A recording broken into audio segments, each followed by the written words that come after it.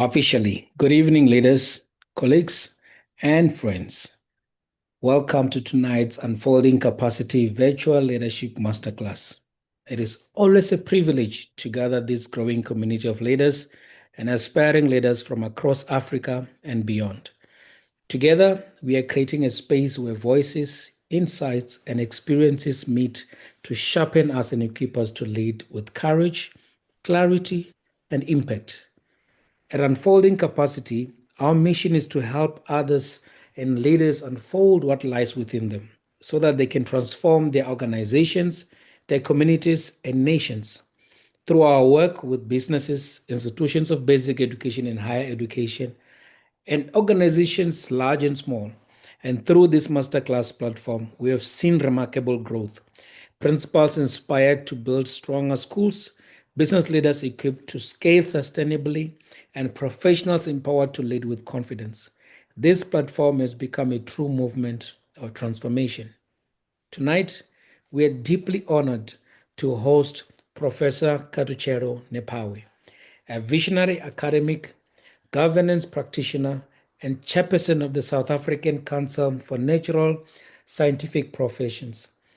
Prof Nephawe is not only a distinguished scientist and scholar, but also a trusted advisor to national commissions, to the presidency, and institutions shaping Africa's future.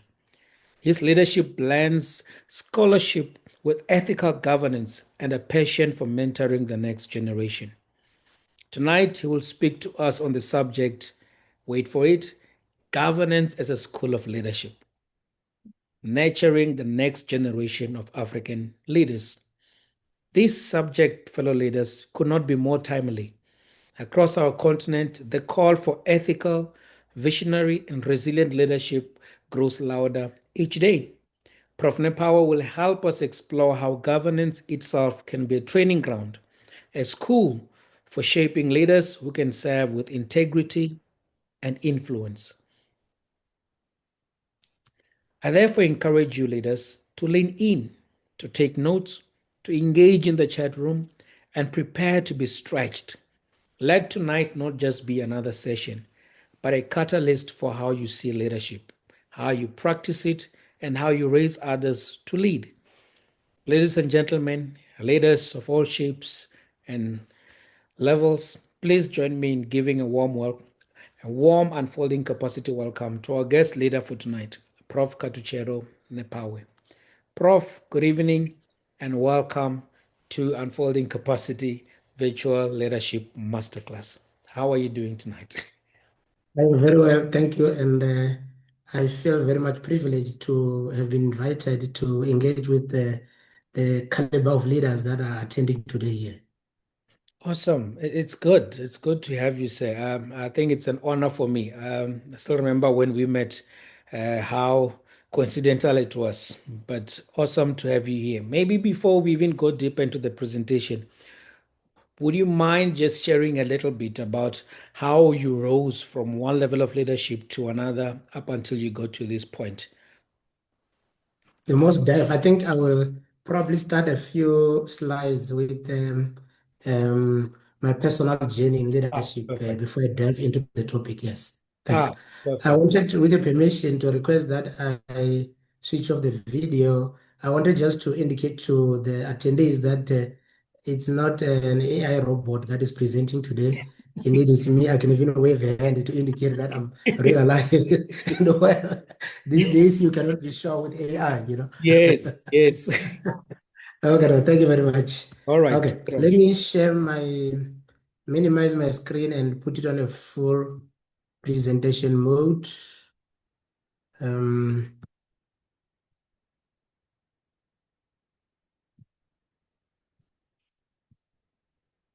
technology when you try to. Yeah, I think we just got the slideshow tab. Now, yeah, I'm trying to switch off the video. Oh, Is okay. it off in your Yeah, the Yeah, video. my video is off. Okay. Yeah. Okay. The challenge is that the camera looks to be on. Okay. Uh, And then you can do the slideshow. okay. Yeah. Now I got it. Thank you very much, Mutwanamba. I want to address you, Smukwanam. Yes, perfect. I like that. Am I audible enough? Very well said. We can hear you. Okay. So I was given an open or a blank check tonight to talk about the concept of leadership. It would have been much easier if I was given a specific topic, but after I was given a brief, looking at what were the previous concepts discussed or themes, I ended up coining the topic of my talk on governance as a school of leadership, nurturing the next generation of African leaders. I think this in resonance with what is happening currently in the country, in the continent, and beyond in terms of the leadership that we have continentally, locally, and also globally. So I want to start with a conviction to everyone attending here. Maybe I'm going to be um, sometimes controversial, but I think we can engage later. This is my own journey, personal journey, my experiences uh, since childhood to where I am today and what shaped my leadership. So the food for thoughts as I move throughout the presentations, you must always think about this slide. Leader is not about the position we occupy, but the people we develop and the institution we strengthen. I think that should be the conviction at the very end of my talk. And I will relate back to this very particular quotation. So the outline of my presentation, as much as I always encourage my students not to do so, it spoils the fun. I'm going to at least give you some hints. I will take a few minutes to introduce myself and talk about my personal journey and what shaped my leadership style. Then I will introduce the concept of governance as a school of leadership in my own understanding, my own biased understanding perhaps. Then as I move, I'll talk to what are the pillars for understanding governance beyond just compliance, because a majority of uh, uh, people in leadership believe governance is just compliance, or at least they practice governance just for compliance. Then I'll talk about the multiplier effect of leadership using my own personal experiences. I will then, looking at the current events locally and internationally, then contextualize the challenges and opportunities of leadership in an African context. As I near my conclusion, I will perhaps also zoom into some lessons and practical insights for leaders who are here as take-home messages. And lastly, I will give some concluding reflections as we conclude. So in that, let me start with my journey from rural roots to global leadership. As you have requested, Chair, I will take a bit of some time to introduce myself. I was born in Makonde village. I'm sure everybody here know where it's located in the rural north, Limpopo province. That's where I was born and bred. And of course, like any rural boy, you grow up herding cattle and goats.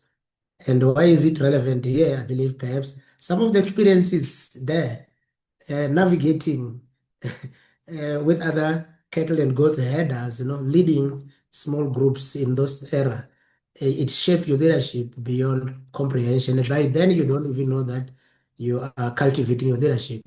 But those are the experiences that when I reflect on, from primary school to secondary schools, they shaped my leadership style. I can just give you one um, um, example that really resonates very well with the things I'm going to talk about my styles later. I recall when I was in primary school, in mathematics, I don't know if people here will remember, we were told that 2 divided by 1 equals to 2, but 1 divided by 2, it was then called, it was impossible because 2 cannot go into 1. Um, it is alleged that I ended up arguing with the teacher, which then I was reported to the principal because I thought there was another way that perhaps it goes half, but that kind of thinking was not allowed. So I grew up in the era where there was just one way of thinking. 1/2, it was impossible. You could not rationalize that there could be other possibilities. So that really shapes your leadership in terms of resilience, but perhaps stubbornness, I believe, because then that got me so much into trouble. After then, I went to the University of Limpopo. Um, Due to lack of career guidance, then the norm was that we just go to the university, nearest university, without even applying. And when you arrive there with a friend who is also attending today here, we arrived there, it was midday and it was very hot. In January, Feb, in Limpopo, then we saw there were a lot of queues. And our understanding was that the longest queue means that this is really the it. This is what everybody must study. I mean, why is this queue very long? So we queued there half a day and we see the queue is not moving. When we realized that we were not going to make it, my friend thought, "Ish, let's consider the shorter queues." Apparently, the long queue was for those who did not have good marks. It was BAs and the arts. The shorter queues were for the sciences, where you needed maths and physics. So when we went to the short queue, the nearest building was agriculture, where it was only two people in front of me. I recall when I arrived there, I was called in, and then I spoke to the dean then, who then became the former Minister for Culture in Limpopo, Professor Tini Begas, and he asked me what I wanted to study. I said, anything, it's fine with me. I just don't want to stand in the queue for the whole day. And of course, that's how I ended up studying Bachelor of Science in Agriculture in animal science. So you see, why I'm relating this, then you will see how this shaped my leadership, because that lack of mentorship really talks to the how what inspired me not to become a mentor for others. And that's where we met and discussed, and I received this invitation. Yeah, then also let me bring you some examples of resilience, because when I started at the University of Limpopo, um, I recall the first class, one of the lecturers came in and in biology, you'll see how this is relevant later. You may think it's relevant, but you see, I'm trying to build in a story here in terms of building a case in terms of resilience.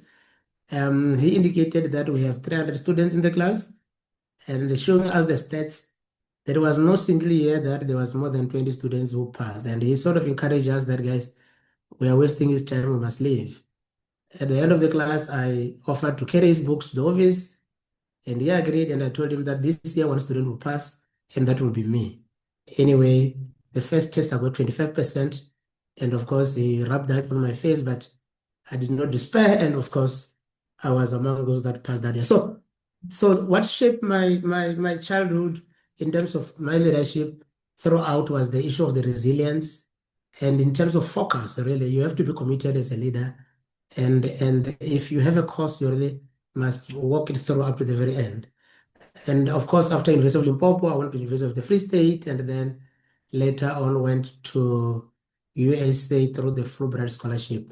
Last story about the childhood part was when I went to the USA embassy in Pretoria to apply for the Fulbright. I was told it closed that very same day, so it was too late. I must apply for next year. I gladly agreed. I requested forms, but with condition that they allow me to bring the forms on Monday so they can check if I'm on the right track. Of course, on Monday, when I brought in the forms, I was surprised 2, 3 weeks down the line that I was invited for the interview. So, once again, resilience, commitment, dedication. So, after my PhD, I returned back. I did my MBL. Why did I do my MBL? I was attending a conference. I recall very well it was at the Emperor's Palace.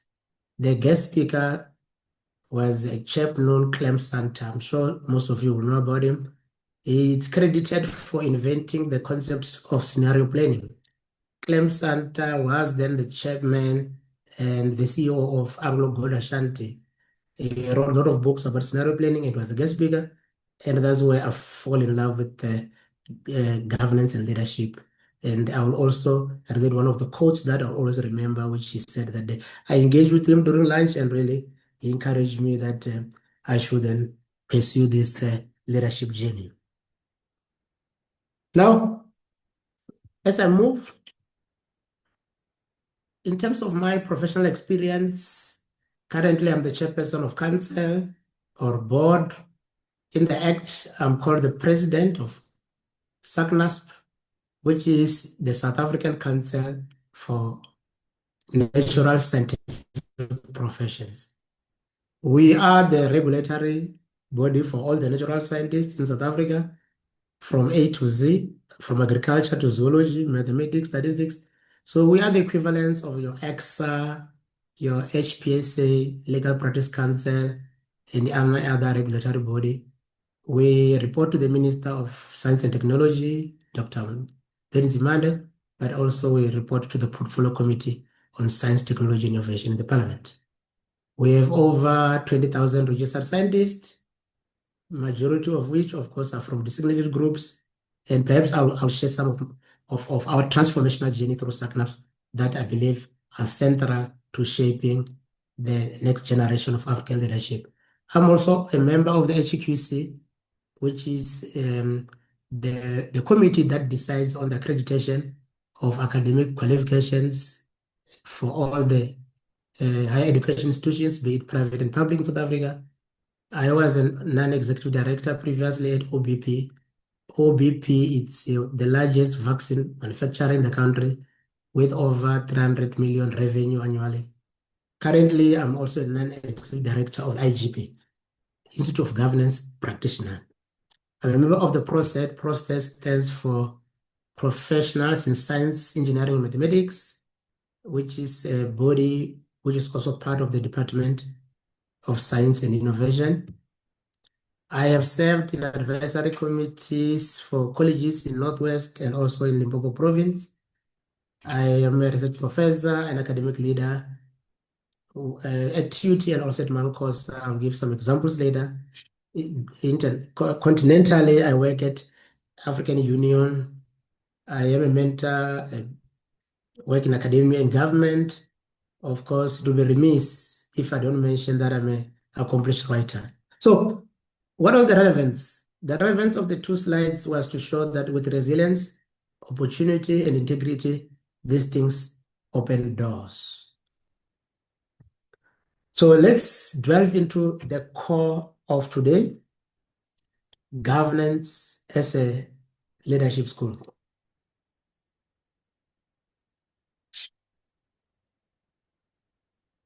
So, as you recall, I have indicated that I was inspired by a chap called Clem Santa, and I will never forget what he said that day. He said, successful organizations are vision-led and values-driven. And I mean, naive as I was, I did not know what it meant. That's why at lunch I asked him, what do you really mean? And he unpacked that. And perhaps that's what really I'm going to relate to you also throughout this journey. So governance develop one, strategic thinking, two, decision-making under complexity, three, ethical judgment, and four, resilience. Those are really the thematic areas that I believe are fundamental to governance as a school of leadership. So if I were to unpack each one by one, I'll take a bit of time because really this is the core of my talk tonight here. So in terms of strategic thinking, what do I mean? Of course, everybody knows that in organizations, you need a strategy. When I joined one of the organizations, of course, let me not mention the name, our very first meeting as a board with the CEO, we were informed that there is no strategy. There is no monitoring and evaluation. There is no reports. And then we were very perplexed to say, but what do you do? No, we just do what we are hired to do. That was the response from the CEO. I was very much frustrated. Remember, now I'm thinking successful organizations are vision-led and values-driven. How do you work not knowing where you are going? I mean, it didn't make any sense. And of course, to cut the long story short, that CEO did not last even 2 months because we had to find a CEO that can articulate a compelling vision, values, and mission of the organization. So strategic thinking means you need a vision, system thinking, but you also need prioritization because there are opportunities and risks that you need to balance. In any organization, you don't have to rely on strategy, but then there are risks. It may be that You have got a very strong strategy, but what are the risks associated with that strategy? So really, that is very, very, very important, that you cannot manage or lead an organization where there is no vision. I mean, if I own my own company one day, a Fortune 500, anyone in the organization from a cleaner, if they don't know the vision, they cannot work in that organization. I hear that is the same case with this guy, Virgin Atlantic Airways. Everybody have to know the vision from the cleaner. Otherwise, why do you go to work? You don't clean because you want to make the toilets clean. You clean because you're contributing to the vision of the organization. That must be the mentality of every employee in an organization. Number two, decision making under complexity. You have to make very difficult decisions and balance some trade-offs. As I've given an example, if the CEO does not want to work following a particular path, you have to make a decision there. So there is financial viability, social responsibility, and of course, there is short-term and long-term pressures. Those require your balance. You have to navigate uncertainties. We know currently now in the country, every organization is faced with a lot of uncertainty, be it the funding that is being cut from the government, be it political, and we all know about geopolitics, what is happening at the global platform. And you have to integrate diverse perspectives. I think this is one of the mistakes that leaders do. There are those that are called, and I'm glad that my colleague Prof Musecho is here. He always warned me, silent board members. Silent board members, it does not mean that is they concur. And it does not mean they are neutral. Maybe they are silent because they don't agree with you. So you have to find a way to also communicate with them, find a way to allow them to contribute, either in meetings or in any other platforms. And really, usually, if you have got a board like myself, where I'm chairing a board of more than 25 professionals, board members, you will have half of them be by default silent directors. You must find a way to ensure that they also equally contribute to the functionality of the board. What about ethical judgment? In terms of ethical judgment, as I've indicated, we are the regulatory authority. So the issue of ethical judgment is at the very helm. That's what we were established in principle for ensuring that there is ethical conduct in all the natural scientific professions in the country. So in that, in terms of moral courage, you have to speak the truth to power. There is no other way as a chairperson of the board or as a leader. Whether you are leading a spaza shop, whether you are leading a primary school, whether you are leading, you are a national commissioner, for example, you have to speak truth to power. Uphold principles despite the pressure. I mean, we know we are watching what is happening here on TV. You cannot compromise your credibility because of the pressure. Credibility is very, very important. What about fairness? Do you treat all your employee and staff in an equitable and fair way? I mean, that really at the helix of governance. What about when nobody's looking? Do you cook the books? Maybe you are working in an environment where there are data to be recorded, documents. If somebody is not looking, do you cook the books? Does it matter that nobody's looking? It has to be done correctly whether anybody's looking or nobody's looking. So ultimately, really, ethical judgment is really at the core in terms of creating leaders who are respected custodians of public trust. I think this is about public trust. So lastly, I spoke about resilience. Yeah, you will end up having emotional fatigue if you work in boards, and that's where you need emotional stamina. You must still come under pressure. Sometimes you must learn to keep quiet and allow others to speak, because, I mean, listening is a skill also.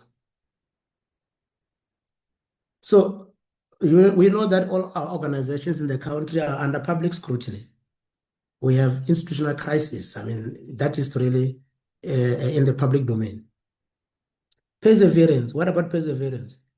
You have to continue whether there is slow progress or not. Of course, sometimes you don't even see progress, but you can't quit.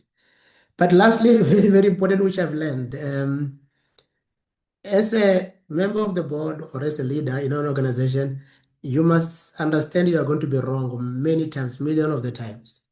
So how do you rebound back when you are wrong? So you must learn to learn from mistakes, bounce back stronger, and you must learn to lead others through turbulence. I mean, that is really, really very important. So if you're a leader who is always right, you will have serious problems with your followers. You'll see later on as I conclude amongst the 5 takeaway messages. I'm also looking at the time. I will speed up a bit. So, in essence, think about the big picture. Governance, it trains mind to think strategically. It strengthens the ability to decide under complexity, anchors choices in ethics. You have choices. I always remind my colleagues that not making a decision is also a decision. It's a decision of a different kind. It's a decision of not to choose. And toughness leaders, it toughens leaders with the resilience. I mean, you have to be resilient and under all the turbulences. So really, what is governance as a school of leadership? Effective governance is not just about oversight, as you will see in the next slide. It's about leadership formation. And that's where now I will translate this into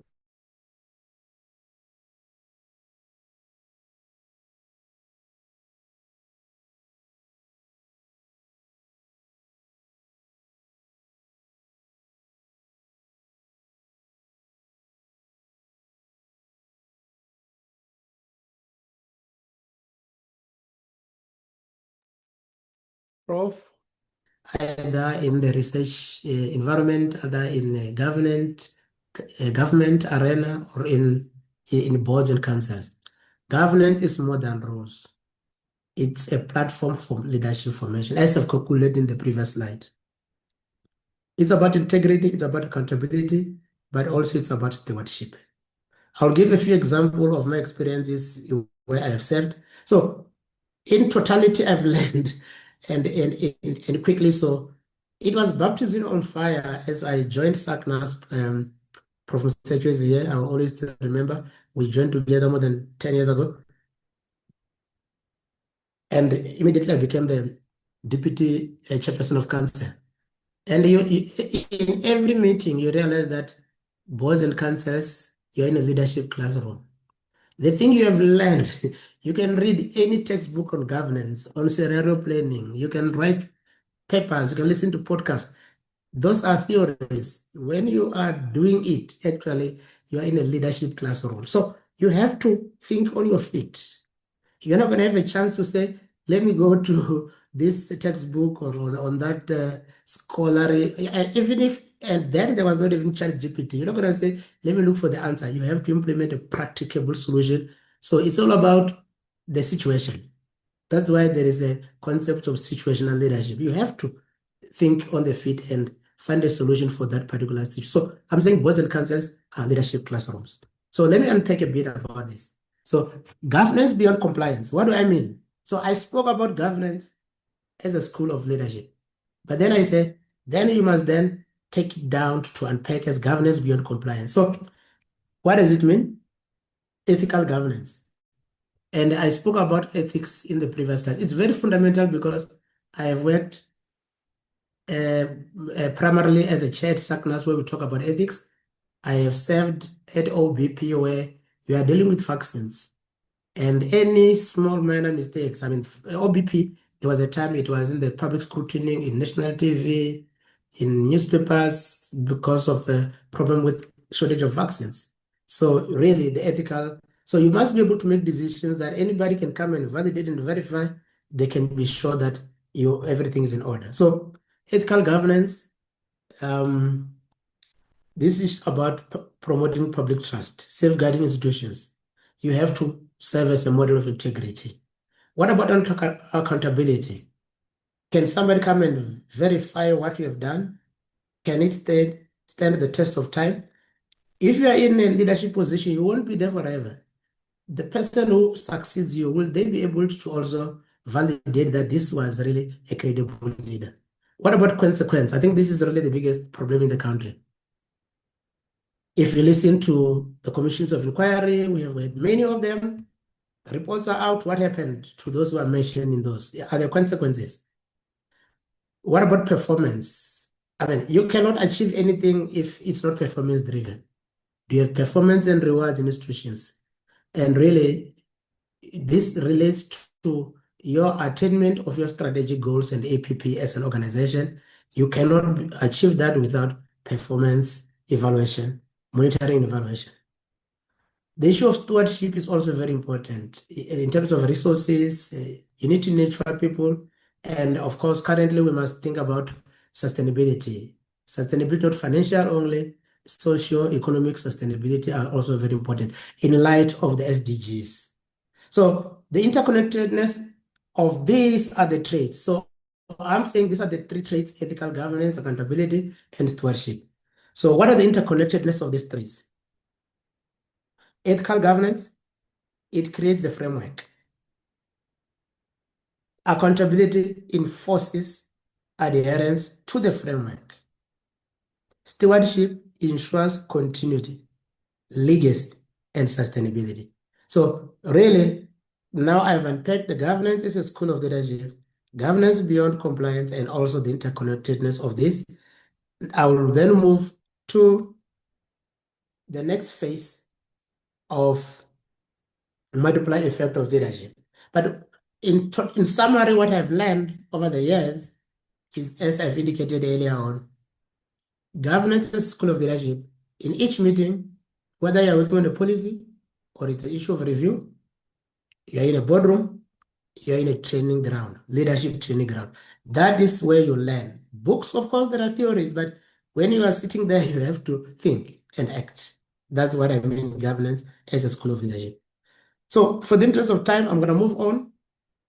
So one of the well-known Chinese scholar, philosopher, Lao Tzu, is well known for Taoism. Taoism is a religious philosophy in China. And I think he was trying to talk about collective leadership. But in his words, he said, I'm translating in English, of course, he said in Chinese, a leader is best when people barely know he exists.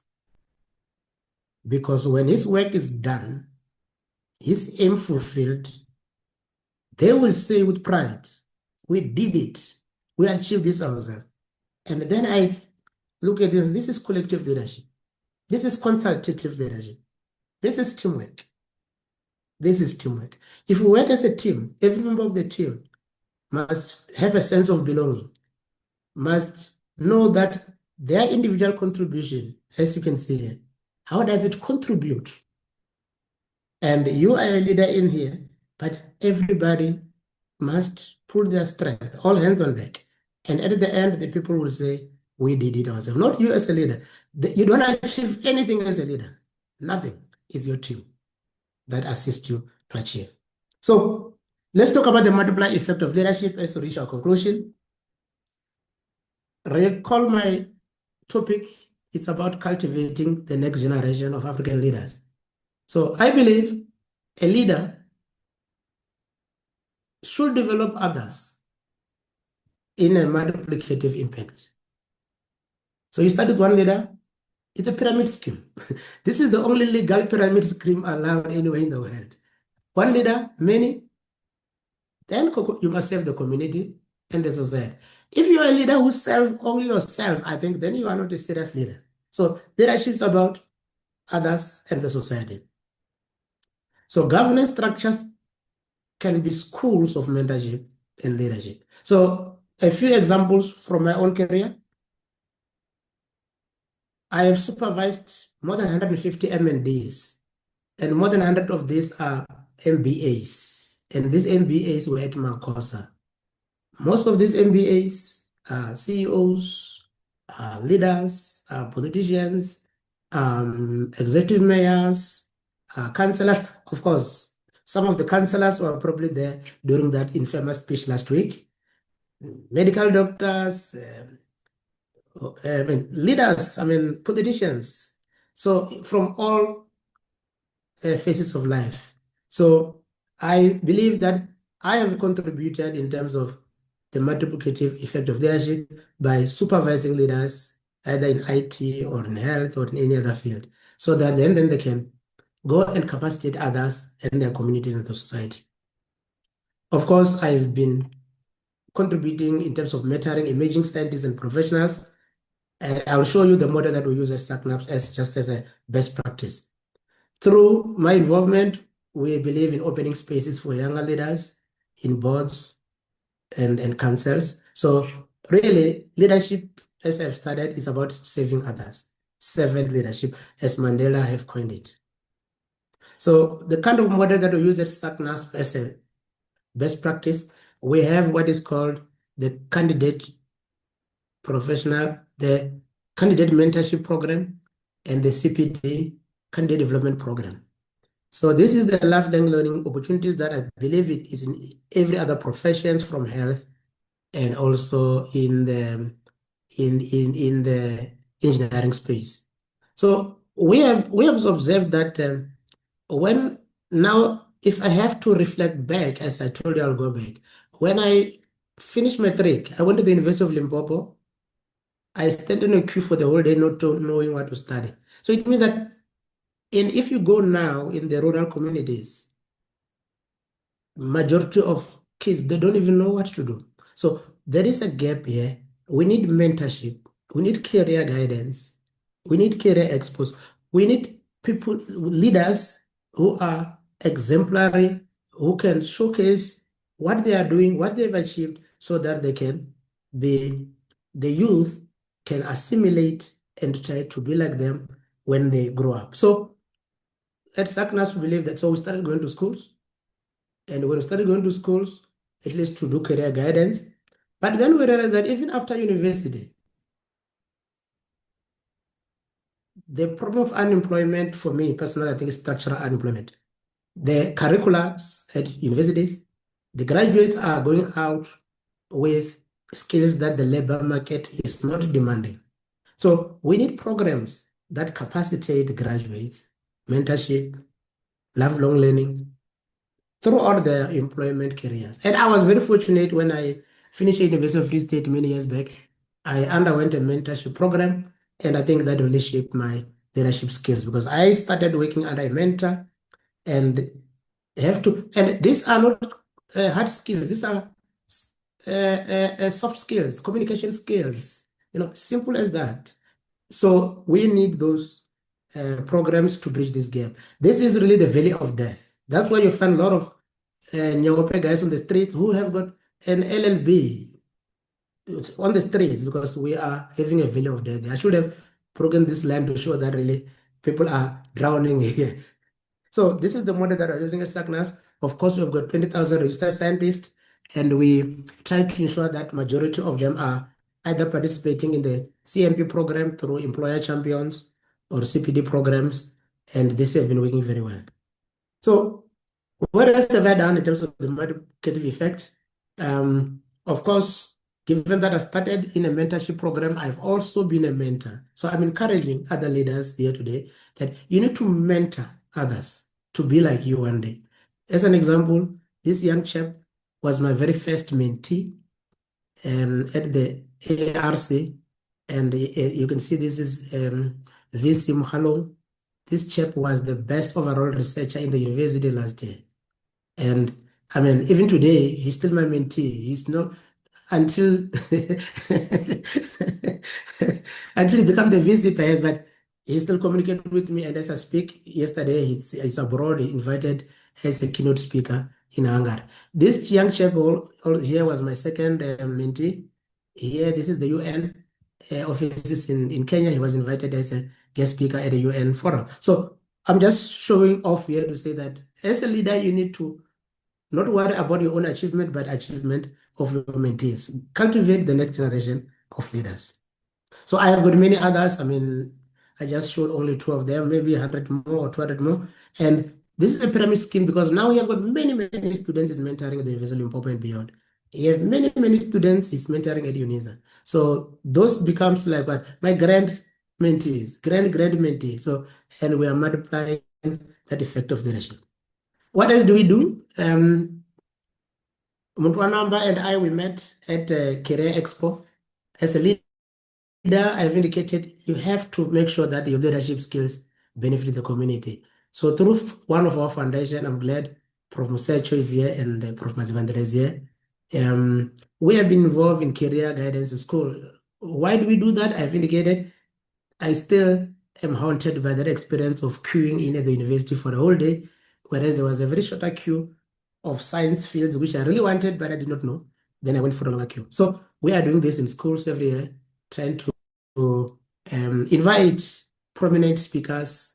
Last year, we invited the MEC of Education Limpopo here, the Speaker of the Limpopo Province, the General Secretary, Bamsanda, and of course the MEC for Agriculture, and they form part of our foundation.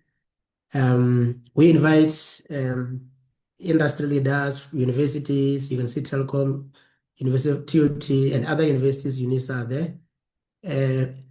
I've indicated I'm an accomplished author. Of course, I must inspire the youth through storytelling, so I also give them a signed copy so that they're also inspired in terms of literacy.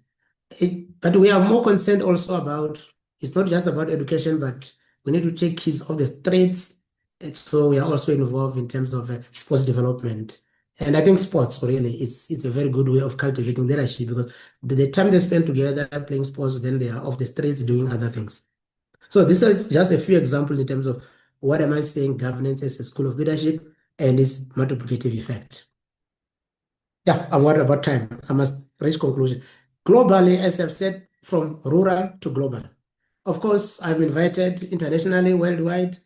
Perhaps almost every country in the world I've been to, but I'm just showing an example of China, where we take, through our mentorship program, we take a few mentors and mentees to programs in China annually, where they go and engage with others and peers in terms of topical issues such as AI, machine learning, biotechnologies.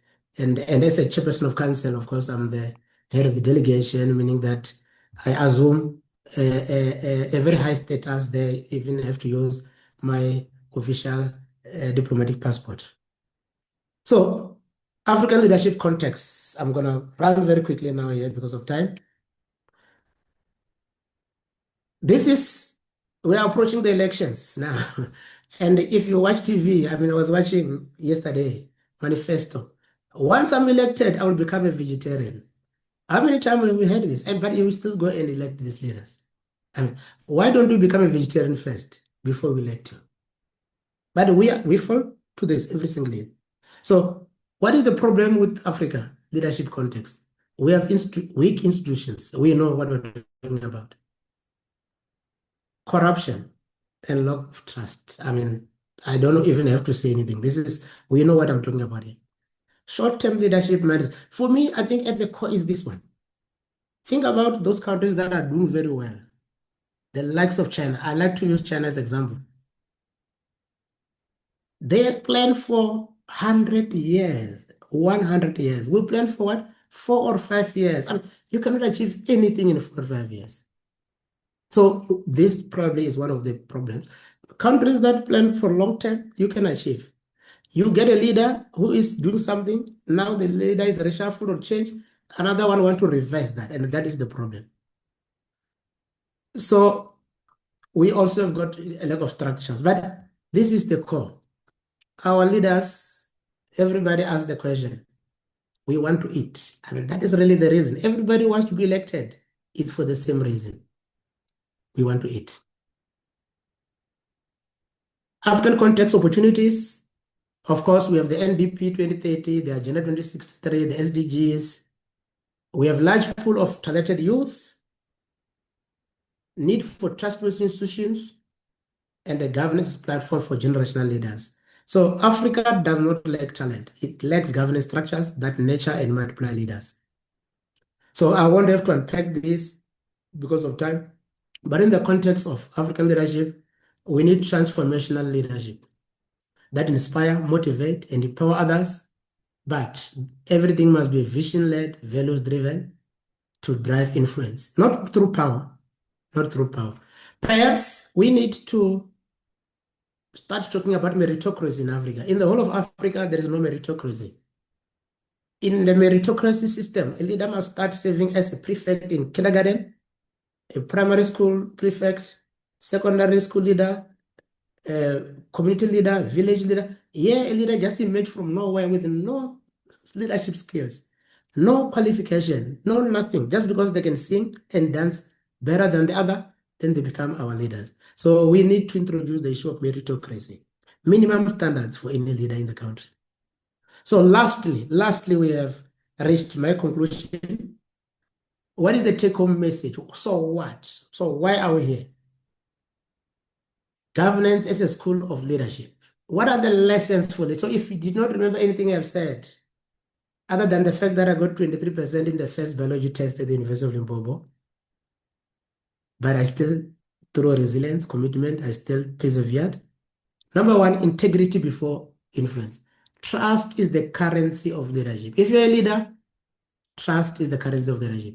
Do your employee, your staff trust you? Do you also trust your staff? Governance is mentorship in action. You can't lead if you're not mentoring. Do you have succession planning? I mean, every meeting is a classroom. Without succession planning, why are you leading? Who should succeed? Diversity and inclusivity matters. I mean, really, transformation, innovation, thrive in diverse teams. That's why teamwork is very important. And you need to know the strengths and weaknesses of your team. Invest in people, not just policies. Institutions rise or fall with their leaders. Do you invest in people? Do you see people as people? I'll give you just one last example in the next slide. Think legacy.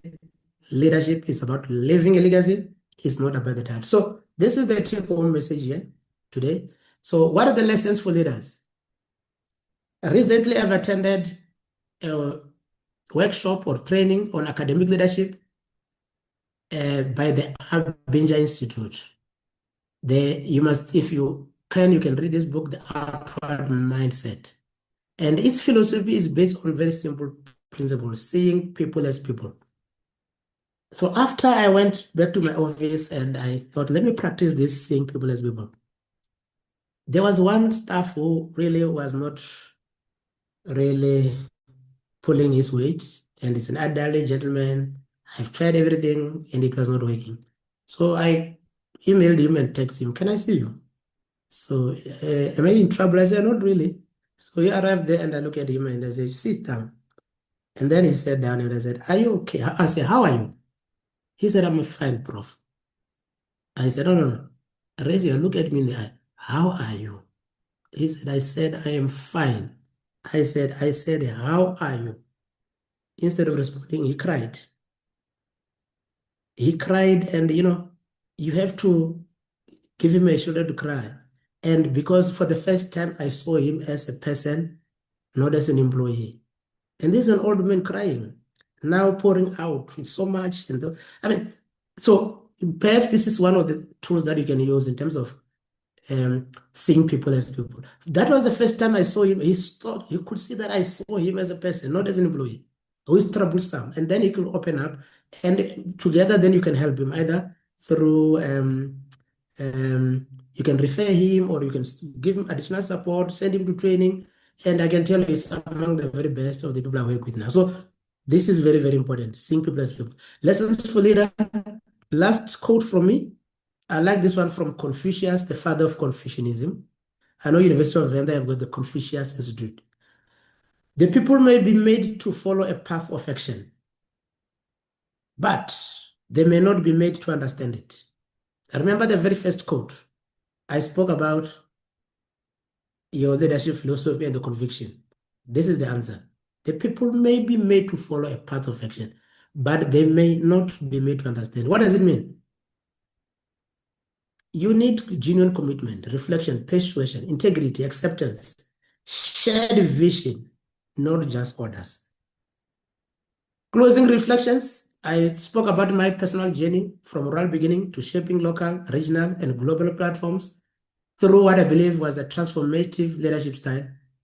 So, for you who is listening here today, if governance can shape individuals like me, I believe it can shape institutions and society. What was my message today? Governance is not just about compliance, it is about cultivating leaders for tomorrow. It's about strengthening institutions and uplifting society. So, what? What is the call to action? How will you use your current governance leadership role as a classroom to raise the next generation of leaders? And I thank you. These are just some of the organizations where I was privileged to serve in capacity as a leader or as a director or non-executive director. I thank you and welcome any questions and engagement. Thank you, Chair.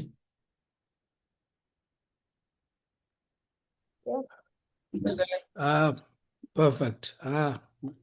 Yeah, well done. Well done. Thank you so very much. Awesome, awesome, awesome, awesome. I'm sure everyone is giving a round of applause where they are. But I see their hands lifted for questions. And maybe before we get to that end, I just have one. I see you, Flo, with the question. Um, you ended here. You said that governance is not just about compliance; it's about cultivating leaders for tomorrow. And I thought to myself, in your role in governance, right? Uh, I'm sure with the institutions that you're working, succession is probably one of the things that you really look into, succession planning and long term as well. So maybe you can just share a little bit because I'm thinking now how the picture that people have when they think leadership and governance or leadership, executive leadership in institutions, either government or non governmental institutions, you find that the picture of leadership is people who are much older and who are nearing retirement and all of that. So then now the question is that how then do you ensure that as part of governance and not necessarily an executive, how do you ensure that you pass on the message that is deeply in your heart of cultivating leaders for tomorrow in those institutions? That's the first one. The second one is on policy. You say that we have a tendency of looking at policies before people. And I think that's one of the challenges that we have in Africa as well. One of the most common compliments that is given to our country, South Africa, is that we've got perfect policies, but at the same time, we've got failure in every level in governance and public service and just in execution. And the question is that how then do we translate, do we move from policy into people, and how then do we ensure that the policy that we have are not just in papers but they are embedded into the culture and the type of people that we appoint as leaders? Just thought I should say that, and you can be thinking on that while we get the question from Flo. Flo, good evening. You have a question? Hello, how is everyone? We are good, ma'am. How are you? Good, good. I just have one question about our own leaders. So in the teams where we work, as mentioned that we've got leaders that knows everything. How do we then, as followers,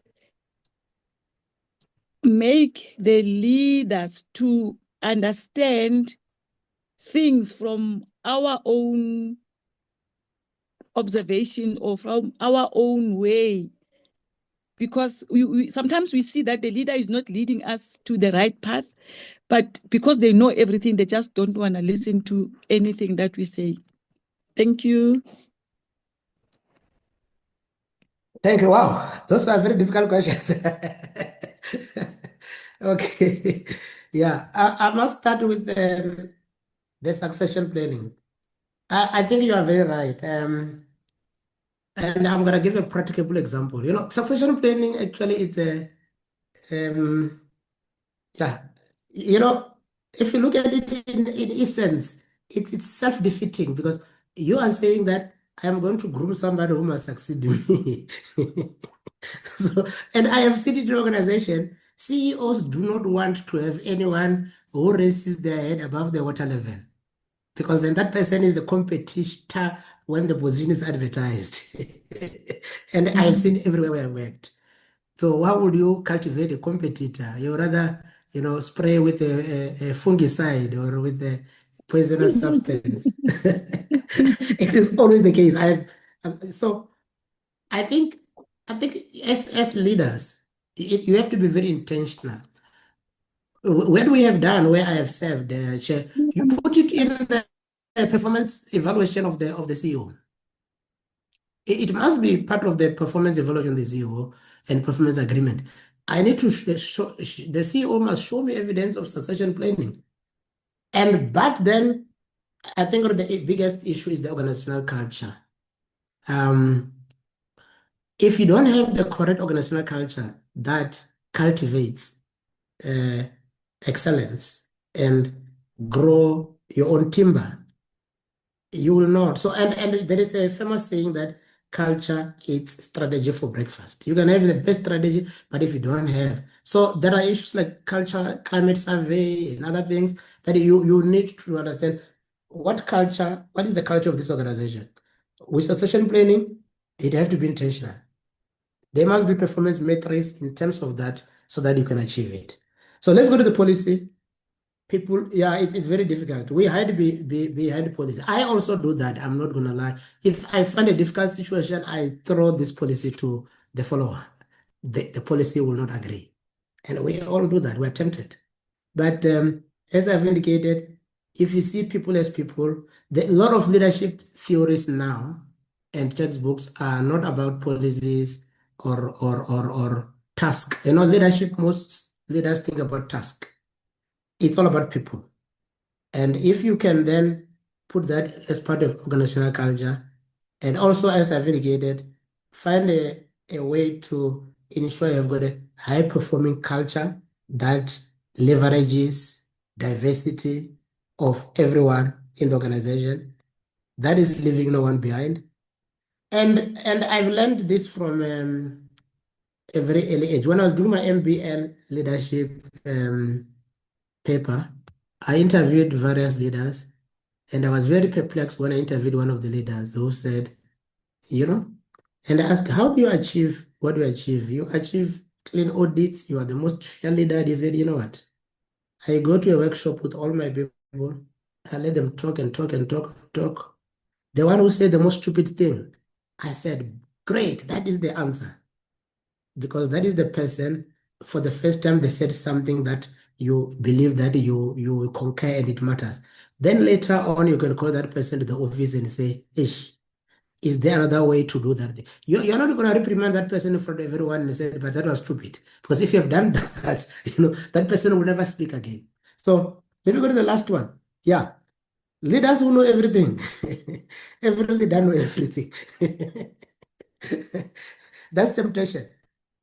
As followers, there are ways. I mean, in terms of participatory leadership style, I know you're gonna try to raise your hand and say something, and the leaders will then come up with the answer already. When I was working in other institutions, I remember when I was in a meeting, one leader came and went on for 30 minutes. We were all silent.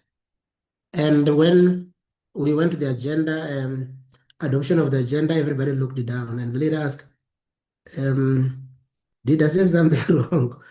And one gentleman was very brave. He said, yeah, you came with the minutes of the meeting, so what do we have to say? You know everything. Exactly as you are saying. And that really shaped that leader. That leader cried and said, but you guys should have told me. So perhaps you must inform those leaders that we are here to contribute. You can't come with the minutes of the meeting before we have the meeting. We can just ratify these minutes. What is the purpose of having a meeting if the leader came with all the answers? So you have to inform the leader that we don't think our views are heard. And yeah, I think those are some of the strategies. I don't know if really you want me to expand, but there may be other questions. Thanks. Thank you, Sam. Spot on. Yes, that's a thumbs up from Flo. If you have a question or a comment, please feel free to lift up your hand right now or just jot it down in the chat and space that is provided. Yeah. With the absence of that, in the meantime, as you're speaking, Prof, what a stellar presentation, I must say. There are a number of questions that I have just jotted down, right? So I'm going to start from the bottom. So that is with the questions that came towards the end as we're concluding.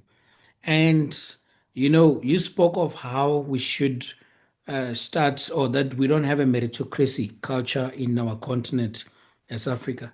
And then my question is that how do we do that? And not just from the bottom, as in from uh, kindergarten stage, but how do we do that across board? And how, especially at an African continent level, because I think that there are some things that are being done once in one or two of our countries, but not necessarily as a continent in most of our African countries. So, but how do we then start meritocracy culture, especially in an environment where we still have short-term mindedness, if I can put it that way? How do we start a meritocracy culture and actually build on it? That's the first one. And another one is that you spoke on solving the short-term leadership mindsets. And I was just looking across different countries, countries like Fiji have got 50-year plans. The UAE has the centenary plan up to 2071, and then we've got us here, we've got our 5-year plans. And when the new president comes in different parts of our continent, they have a new plan. How do we develop a system such that the next leader doesn't change the plan or the trajectory of the nation, but rather finds a way to fit into the long-term plan without, yet at the same time without moving away from innovation per se? How do we do that in an African continent? I'm going to reiterate what one prof said. I think it's Prof King a few years ago in one leadership summit. She said that every leader in every country and every continent except Africa has a plan for Africa, except Africans themselves.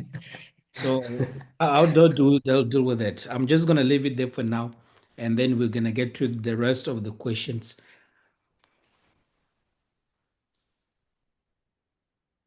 There is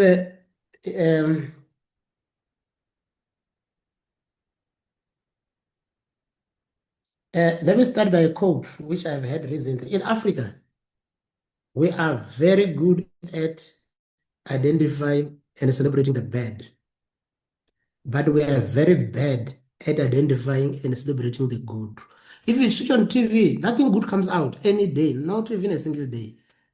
Your TV even shows statistics of murder and the catch and transit. And the other day I was thinking, if I was a kingpin for catch and transit, I would be celebrating when I made the news.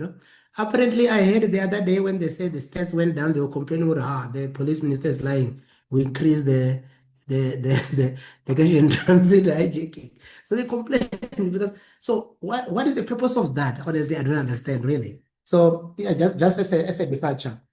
The meritocracy is very difficult because we don't have the kind of leaders. If you think about it, honestly, during the Mandela Mbeki era, I think we were very close to that system, the closest we can ever be to a meritocracy in the country.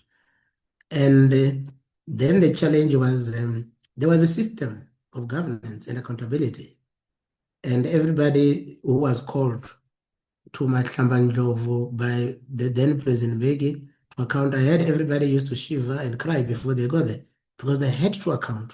So the problem is lack of consequence management. You can do anything. You can disband the political task team. You can eat money that was meant for COVID relief. Nobody's going to do anything about it. So really, where we are now, without consequence management, it is going to be very difficult. So what will happen? We need examples of best practices elsewhere in the region. The one that comes to mind is Botswana. You listen to the guy from Botswana, he's an educated president, a visionary president, and I believe he talks the talk and walk the walk. Because really, as you listen to him, it seems like he's trying to introduce that concept of meritocracy. Of course, there is another chap, this gentleman in Africa. What is his name? That the one who wear a uniform like General Mkonas.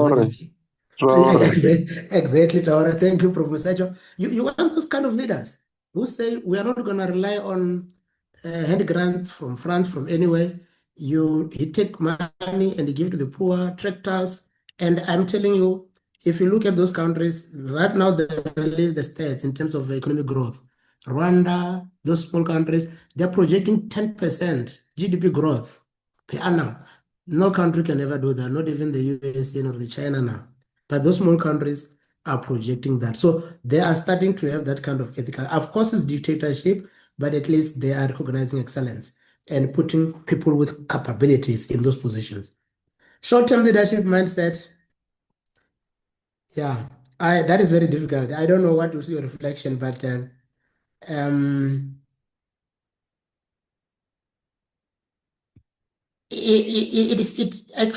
don't think it is our own doing. I think this was built into our systems by our colonial masters, because then they were concerned that if we get leaders in Africa who can plan for the long term, and then our plans are not favoring their agendas, it will be very difficult to change. So now they ensure that what they consider, if you are an African leader, you change the system to a system that is long-term, that support local economic development. Then they start to say that you are anti-Westernization, anti-what. And of course, then they'll fund others to organize a coup. That's where the coups are. In Africa, every coup, either you're talking about Burundi, in Rwanda, it's organized by someone because they are concerned that if there's no instability in those countries, some of the interests will not be addressed. So I welcome suggestion from you guys, but it's very difficult where we are currently. It's not impossible, but it is very difficult. It will need a leader like the ones we spoke about from Botswana and Traore. And once they pilot this model, I think other countries shall follow. I think those were the two questions that you raised. Yeah, but yeah, it's concerning, but everything is about consequence management. Prof Musecho, I think you wanted to say something, but in Chinese, maybe I give a lot of Chinese examples because I visit China. Do you know how China have managed to do this meritocracy? There is a Chinese proverb which says, you must kill the chicken to scare the monkey. So what does that mean? One of the African president, let's just say our own president, must take one big politician, put him to the slaughter, expose him, put him in jail. That person will serve as exemplary for others. So Chinese have done so well. You can see even today now, if there is one person who outgrows the government, who is more vocal than the government, one way or another, that person is neutralized. So you need that system whereby there's consequence management. One big politician must be taken to task. Without that, nothing is going to change. Prof. Musecho? Thanks, Prof. No, I was helping you with the Okay. I thought you wanted to be the one to change the system. No. No, you're welcome, Prof. Musecho. We need solutions. We need solutions. There's a question here. Two questions so far. If anyone, you let me know. There's a question here by Dr. Rabapani, and he says that, I think I'm correct with Dr. Rabapani. He says that my question is risk related. As a leader, how do you navigate with caution a success path, considering the risk of blundering and missing the point in new areas? That's the first question. I hope you got it. How do you navigate with caution a success path, considering the risk of blundering and missing the point in new areas? And then the second question. Good evening, Prof. My name Hello. Yes, I'm Reboni Nemongani. I have a maybe a comment to add to the topic that we spoke about just now about long-term planning. I think it's about time that academia came to the forefront of leadership. Perhaps we need to have an alternative source of ideas from parliament and let those ideas compete. For example, right now, quite recently we had to deal with NHI and the Bella Act, but the question that is posed is yes or no to one idea. We all agree that the current system is not working, but we only have one option as a solution. Imagine if we had a think tank or some sort of academic body that also focuses on creating solutions for national problems and offers it as an alternative. So the people do not just say yes or no to one proposed solution, but have multiple solutions that they can decide between and then choose what is best. And once a decision is made, then that can form the national agenda. And then when we go to elect, we elect a person who is best suited at bringing that agenda to life. Because right now, I feel like we're doing it in reverse. We're choosing the leader and we hope that they will give us the outcomes that we are imagining in our heads. And it's not really clear what their mandate is, except not letting the country fall apart. Yes. Yeah, I think that is very interesting. I'm checking if Dr. Mazivandela, are you here? Mazivandela. Yes, he's here. Dr. Mazivandela is I am here. commission. Yeah, Dr. Mazivandela is a commissioner for the National Planning Commission. I think this question, the last one, can you assist with that? So you are the think tank of the country in terms of advising the president in terms of the NDP and its M&E. So can you assist me with that question? Okay, the country has got a long-term plan, which is Agenda 2030, which is about to expire.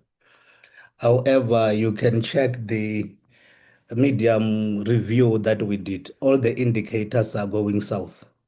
However, how can we finish well from now till 2030, which we are almost just above 5 years to complete? That is the first installment of the long-term plan. However, the National Planning Commission is embarking in a journey to develop Agenda 2050. Whether that's a short term or it's a longer term, we can have a discussion about it. My observation is that there is a disconnect between how science is informing policy making and decisions. Because politicians, if we are pitching at that level in terms of the leadership, they are responsible to the electorate. They don't pay attention to evidence, which is science-based. But how best do we translate our research, which we normally argue that is not used, and we always communicate amongst ourselves? The next level of leadership is the executive of the department or the implementing agencies. How best do we pitch our evidence to inform that level of leadership? Because if we just focus on politicians, they've got their own agenda. In any way, they are there in terms of delivering the resolutions from their political constituencies. So my advice is that let's make sure that we are profiling science as part of evidence building to make sure that decisions and policies are based on evidence. Maybe the question that I had to Prof was that he had his background from the science space.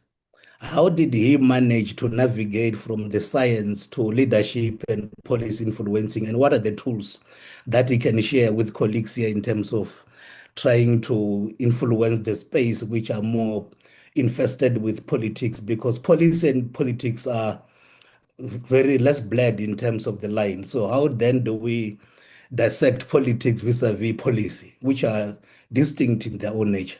I'll leave it there. Thank you, Dr. Mazivandela. You see, Chair, I have invited experts in various areas so they can assist me with difficult questions. But last week, yeah, actually this very last Friday, as I've indicated, I'm a member of the ProSet. ProSet stands for Professionals in Science, engineering, technology, mathematics, and now includes social sciences, is called ProSets. The social sciences included. That is the think tank in terms of the NSTF, National Science Technology Forum, in the body. If you think about the NSTF awards every year, so the think tank is the ProSet, which is the, I believe also Prof Nephawe is here. It's also chairing one of the subcommittees of ProSet. In the general meeting last week on Friday, we developed themes for the following year's topics in advance. And they advanced the theme on the AI, but I was able to argue exactly, it's like Dr. Mazivandra was there. I was able to argue that the challenge we have as scientists, we speak as scientists for scientists. We don't even think about science for society. So I advanced that topic, Dr. Mazivandra, that the next year's theme for the NSTF and the discussion forums should be about how the interface between science, policy, influence, and practice. And I think that was well received among the board members of the ProSet. And so we just need to ratify that topic. And I was already thinking that probably you'll be one of the speakers, because for me, that is really where the problem is, that there is a disjuncture between the politics, the government, and the evidence, which should be data-driven, which come from the scientists. Any scientific field, be it health, be it IT, be it social science. So I think that will be very useful if this topic can be adopted for next year. On the issue of the risk, I think it's a very simple one. I was very privileged that in most of the boards that I have worked, I've also served in the Audit Risk and ICT Committee, except now where I'm the chair, because the chairperson of the board is prohibited under governance to serve in that committee. And because I'm very curious, I also attended lots of risk breakfasts, which happen every quarter still happening in Johannesburg, where they invite a speaker from all the top companies all over the world to speak, and it's from 5 in the morning until 7 or 8, and you learn a lot about risk management. So if you have a very good enterprise risk management framework and internal controls, you'll find that actually those areas where they've got high risk, but they also have got high rewards. So you cannot pursue an area where it's highly risky, because maybe that have got influence. So if that really influenced the success of the organization, like I've indicated at OBP, everything we're doing there is a 300 million rands revenue organization. The risks are so huge there. But you just need to have a very good risk management framework, monitor, track, and evaluate, and be honest about the risk rating and also the monitoring dashboards. That's just an operational issue, which I think is quite easy to manage. So where there is risk, probably there's where there's better rewards, more rewards.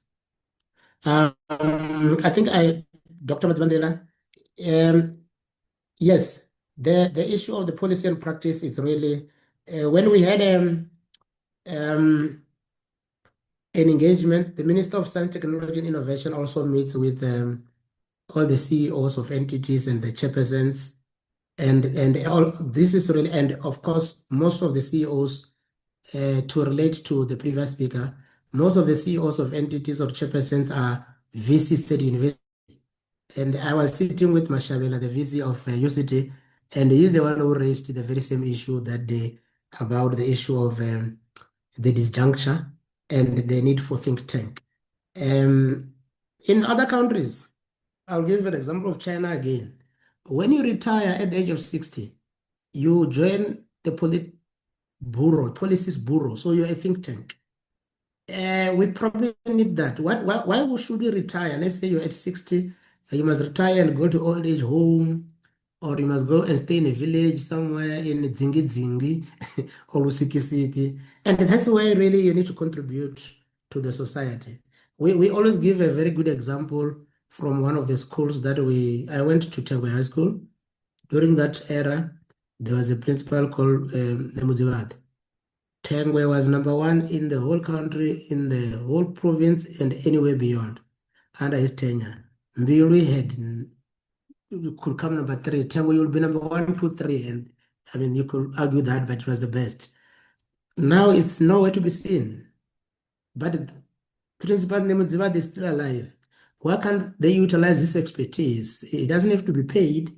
He just have to be involved in the governance of school to ensure that you can impart that knowledge and skills and ensure that time will sustain that. So I think really we need that. I mean, really, this is just an example, practical example that I'm giving. I see there are more questions in the chat, Chair. Yes, there are more questions. So yeah, I think we're gonna definitely have a part two, Prof, on this one, because yeah, there's a lot of nuggets that have to be pulled from you. I'm gonna bundle all these last group of questions into the following. So we're gonna have Prof Chauke's questions. That's Prof Richard Chauke. He's at UL, ne? So he asked the question, says, good evening, Prof. Does the fact that our country's plans are linked to political manifestos contributes to the lack of long-term tangible plan? More so now with GNU, every political party wanting its manifesto to be implemented. What is your comment on political fragmentation and how do you see South Africa going forward? Lastly, the fact that in China, one political party is driving their long-term plan, doesn't that also smooth the implementation of their plan? So that's the questions from Prof. Chauke. And then the last couple of questions from myself is one, you spoke on the multiplier effect of leadership. And it's very interesting that the multiplier effect of leadership doesn't only work on good leadership, it also works on bad leadership. Right? So you can multiply both directions. And I have a question. And my question is that having mentored and continuing to mentor many young professionals and scientists yourself, what qualities should we be nurturing in the next generation of African leaders? And I'm going to repeat it. What qualities should we be nurturing in the next generation of African leaders? Is it because, just a few weeks ago, I want to give a background to this question. Just a few weeks ago, we hosted Reverend Khala, and he said something that was very striking. He gave a comparison of different leaders across the world, and he said that Africans, we are very good in politicking. We are good in winning arguments, but we are not effective on transforming society and transforming our nations. And therefore, you are saying that because we are very good in getting degrees and qualifications and all of that, but produce no effect. So that's why I'm asking the question, what qualities should we be nurturing the next generation of African leaders as a mentor yourself? And the last one is, how can today's leaders create environments where young people feel empowered to step into leadership early? Where young people don't feel intimidated, don't feel like they have to belong to a certain faction to lead, don't feel like leading in a South African or in an African public space is not for them. How do you create that environment as leaders? Thank you, sir. Those are the last three questions. Okay. Wow. Yo, hey, I have a team here. You must help me, Professor Dr. Professor Mawashe. You have a lot of Professor Mawashe is yes, here. you're welcome. I have at my team here, Prof Mawashe. I saw you were here. So if I miss something, they're gonna help me here. Okay.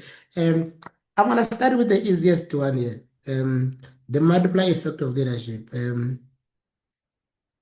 And I haven't seen this concept anywhere. I thought I was just coining it myself. Probably it exists somewhere. I was just conceptualizing it from my own experiences. And I'll give you just an example. And this is a practical example. You mentor as a student or somebody who is your student. And when they start getting a PhD, when you call him by the name, you say, Kangwero. You say, no, I'm not Kangwero, I'm Dr. Kangwero. That person have the wrong attitude. I mean, really. That person have the very wrong attitude.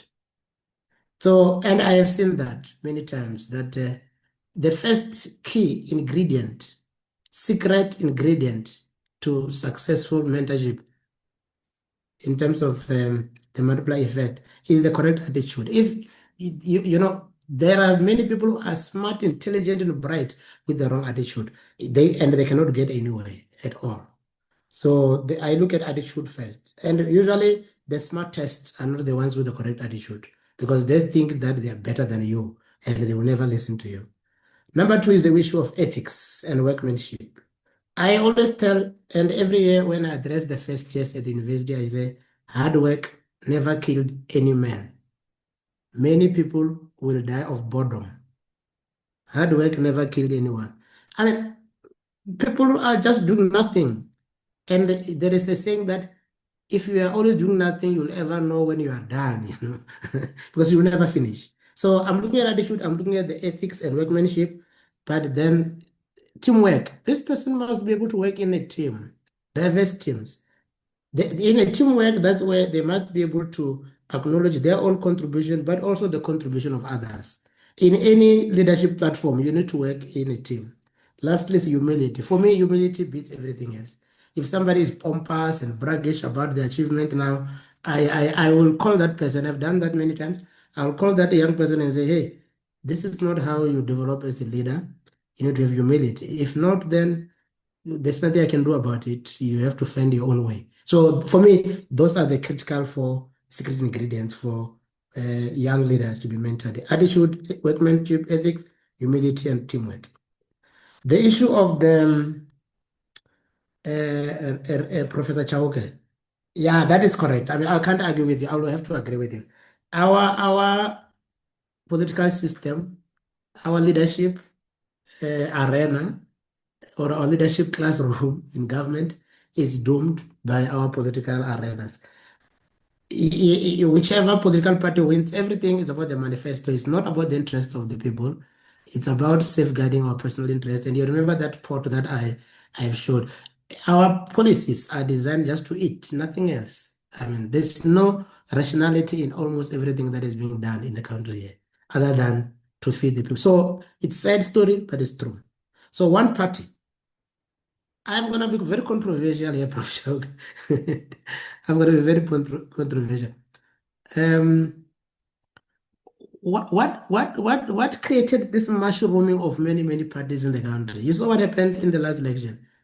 Intentionally, someone out there decided that in order to weaken the ruling party, we must find almost everyone who can shout loudest and have many parties to weaken. So these parties are not designed to govern. They are designed for narrow-minded view to weaken our governance. So if we have got 1,000 parties, then it will be chaotic.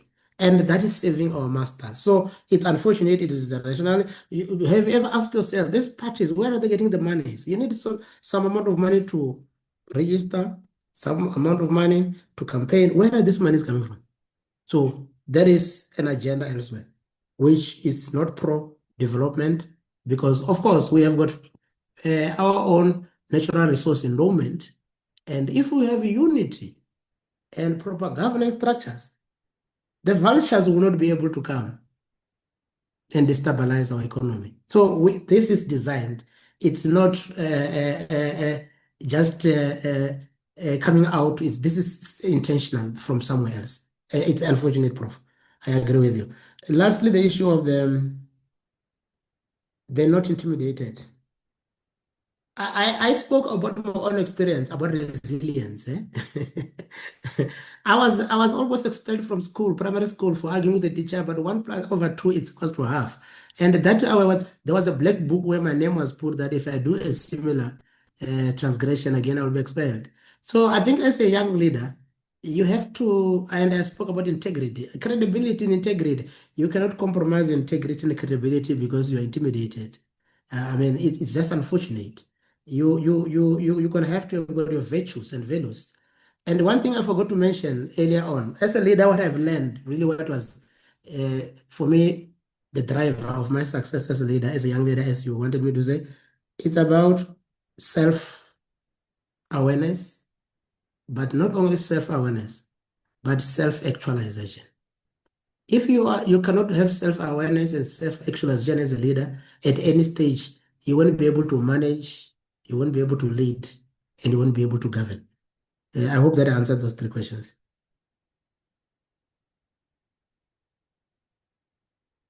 I see Prof Mazivandera wanted to help me.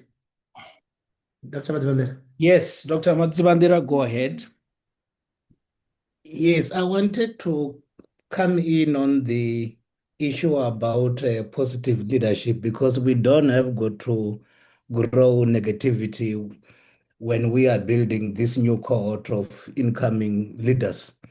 So in terms of adding to the laundry list that Prof mentioned, I didn't hear him talking about emotional intelligence because we need Yes. to understand self-awareness. Sometimes people think that being the loudest, you are the right one. And we really need to also show compassion to others' needs. So issue about emotional intelligence is critical. And the one which I think is very much critical to the discussion is about showing positivity. We know that when you open a channel of TV, we always being fed negative news, this and that. But how do we as leaders inspire hope and maintain a positive focus? Because if we saying that we do not have a long-term plan within our spaces, how then do we cultivate an attitude that how then do we make sure that the National Development Plan, which is grand and not delivering the impact and meeting the targets, because it has never been budgeted for. If you have a plan and not resource it, either way, whether human or financial resources, how then do you make sure that we are delivering on those indicators? So, but we cannot say we do not have a plan, but how then do we say, as people that are informing policy and decisions, how then do we bring this positive attitude? Because if we hammer on negative issues, then we won't go too far. I heard that Prof has been underscoring the use of proverbs and idioms. I've got this saying which is popular that if the nail is in, you don't have got to hit it hard because otherwise you damage the surface. But how then do we make sure that our narrative is in a positive way because we need to rally society behind us? But if we are leaders and we are always then crying about things that are not going right, then how then do we rally my mother who is in Chakuma, who is sitting at home? Because she is dejected already. But how then do we as leaders who are in the new cohort of inspiring hope, then bring that hope? That is my 2 cents worth of contribution. Yeah, Chair, basically, when I was talking about humility, yes, emotional intelligence is very, very important. I have, in my own experience, I have met young promising leaders who do not have emotional intelligence. And you try to take them to workshops, you counseling, you try that. If they just cannot come to the party, there's just nothing that could be done. And you are right. Because then they are going to multiply the negative part of leadership, and which is very much dangerous. Dr. Mazivande, you reminded me of I like to speak in parables, like the Son of Man. Okay. There was a time I used to be able to communicate one or two words in many languages as Chinese, Spanish, Japanese, Italian, and that resonates very well with what you just said. And then I read somewhere that ability to speak in any language is a skill, but ability to keep quiet in any language is priceless. So in terms of all leadership is about who can shout the loudest, not even the one who's quieter. Whereas those who are quiet, perhaps they are the one who possess the correct leadership traits. But then our system is not designed such that, because then nobody will ever hear about them. And as I started about my childhood, remember in those era when I gave my example of primary school, we grew up in the era of children are never to be heard, they're only to be seen. And I think currently now it looks like it is for everyone. Unless you are in political environment elsewhere, everybody wants to be heard. Everybody wants to be heard.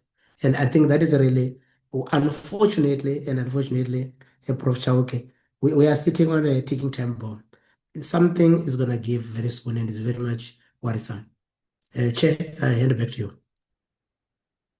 Thank you so much. It's quite difficult for me to close off this session No, it is very difficult because there's just so much to learn. But Prof, you and I are gonna sit and talk because we're definitely gonna need a part two of this.